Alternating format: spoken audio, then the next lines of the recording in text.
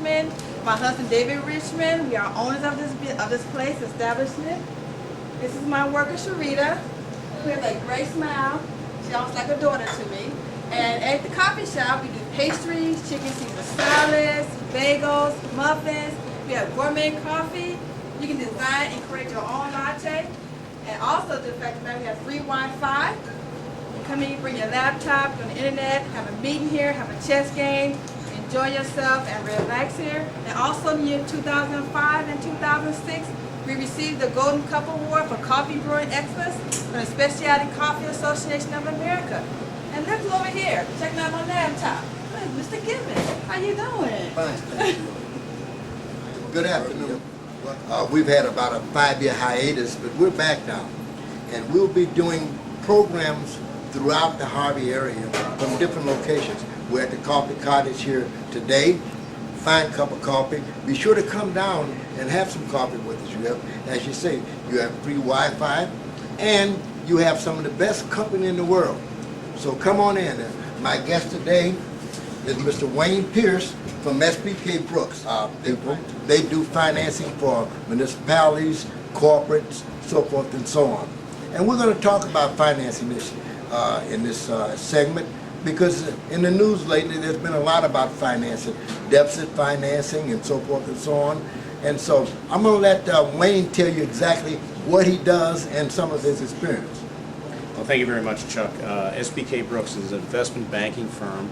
We're one of the largest minority-owned. We've been in this business for 20 years, headquartered in Cleveland, but we have offices throughout the United States. We have bankers throughout the United States, as well as a sales force and a trading force. What we do is we underwrite and distribute municipal bonds for large municipalities such as the City of Chicago, as well as for smaller municipalities, say the City of Harvey, the City of Dalton. So it's a broad range of investment in bonds that we underwrite or distribute and sell. As Chuck had mentioned, there's been a lot of talk about municipal finance. And the key that what we like to talk to municipalities about is their ability to expand their tax base. It seems the name of the game today is economic development.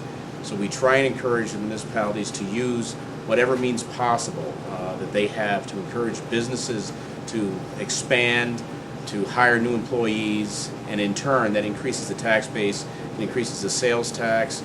If the employees are able to purchase homes, it increases the real estate tax, and that allows the municipalities to operate efficiently on an ongoing basis. Well, you currently right now, you're involved in trying to bonds.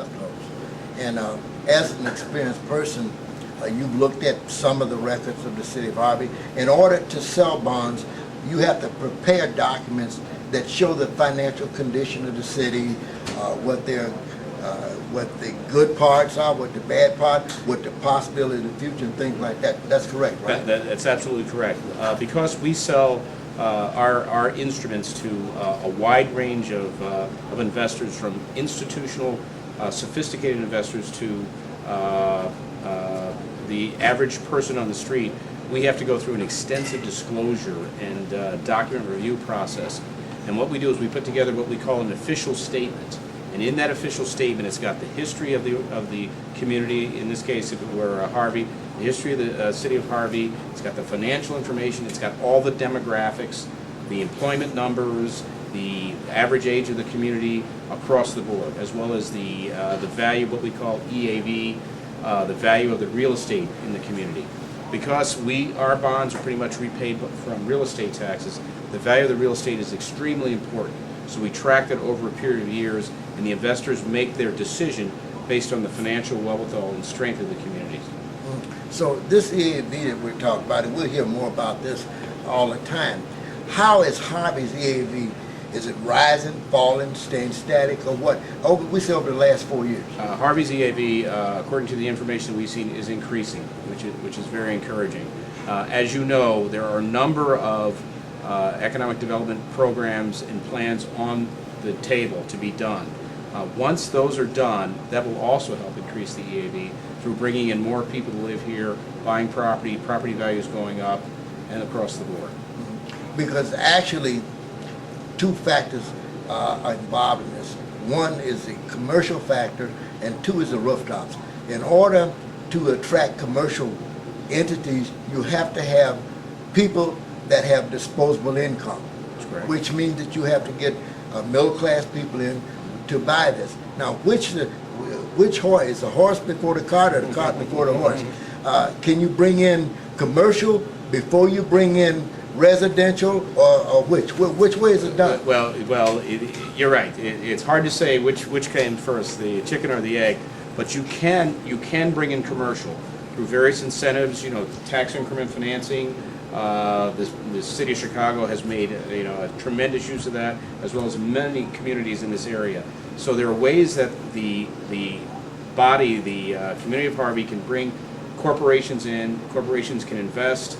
They can then hire more employees. Those employees will spend money in Harvey as well as buy homes in Harvey. So then you get your rooftop effect. Okay, because somewhere around I've heard about this thing, and they're saying, well, you need to have the people before we can come in.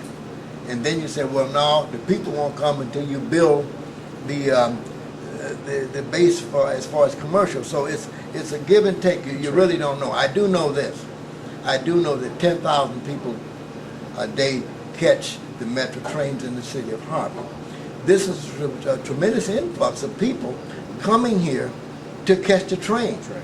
And some of the things that we've been hearing in the newspaper the last few weeks about Harvey's crime and all of this, if we were as bad as people project us to be, why would 10,000 people come here every day to catch the train? Well, Chuck, as you know, there's a very popular item is what's called TOD, or Transportation-Oriented Development.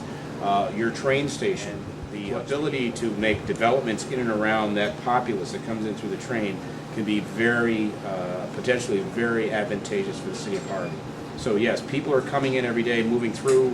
You have major thoroughfares where people are moving through. It's those thoroughfares, that transportation center, that hub that you need to build on to expand and use that to benefit the people of Harvey. Yeah, because we did just do a study with the Center for Neighborhood Technology that was transit-oriented development and cargo-oriented development. And what this was is the cargo-oriented development was with the intermodals. We have two intermodals in the city of Harvey, and they're some of the largest in the country. So what's happening is you have all this commerce coming into Harvey with the intermodals. Harvey now becomes very, very prominent in putting together and having warehousing. Because one of the things that's going to happen as far as the intermodals go is that they're going to have to be transloaded. As you know, these are containers. Containers are loaded not by weight but by volume. How much you can get in it. When your load is going to go on Harvey's Road and we only can put this much in it, you're saying, I've got to put everything I can in this container. That's your volume. So when this container gets off the Canadian National, it is too heavy to travel on our roads because we have weight restrictions. So here at the terminal is where Harvey comes in with the transloading facilities, where you take two containers and put it into three so that you have the proper weight to travel on the roads. This is one of the things that's getting ready to happen in the city of Harvey right now. We're a hub because we're right on the line from the Canadian National, from Seattle, Vancouver, British Columbia. All of these areas is where the ports, where the stuff from the middle, from the east lands. So all this stuff is coming right down through the Canadian National to Harvey, to the terminal here. So we're going to be a hub of transportation of goods from the east.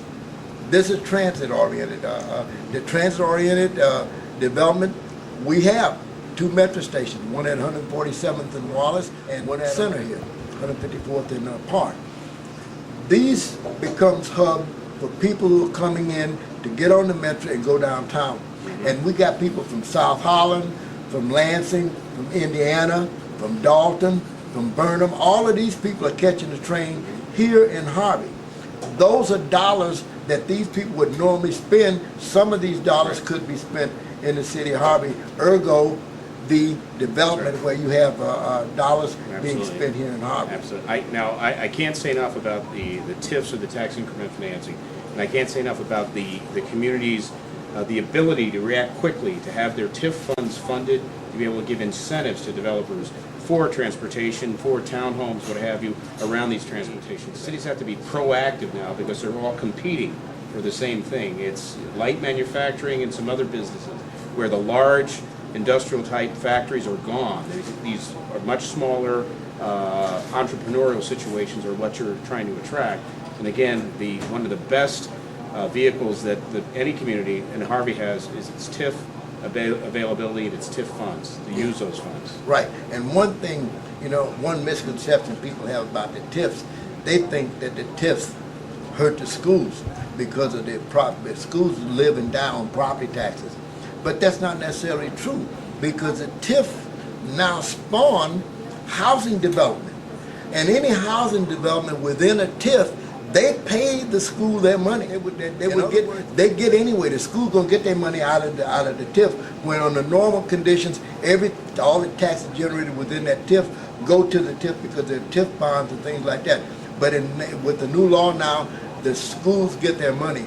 But also, what this also does too is the more that you bring in commercial development, the more you can bring in housing, and the more that you build the houses, it helps the schools also.